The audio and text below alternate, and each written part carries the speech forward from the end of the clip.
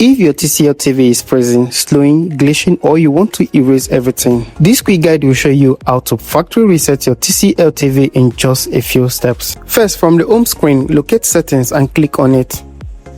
Next, click on all settings at the top right corner of the screen. Now scroll down to system and select it. After that, choose about and click on reset.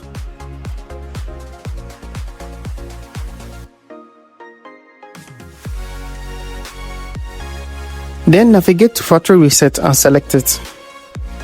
You will now see a warning message saying, "This will restore your TV to default settings and erase all data, account files and downloaded apps." If you want to continue, select factory reset and then click on erase everything. To be sure, the TV may ask for a PIN.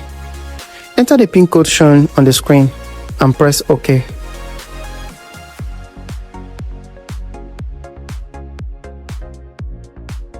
The TCL TV will switch off automatically, then turn on back and begin the initial setup process like a brand new TV. And that's how to factory reset your TCL TV quickly and easily. If this video helped you, don't forget to like, subscribe and share for more smart TV tips. Thank you.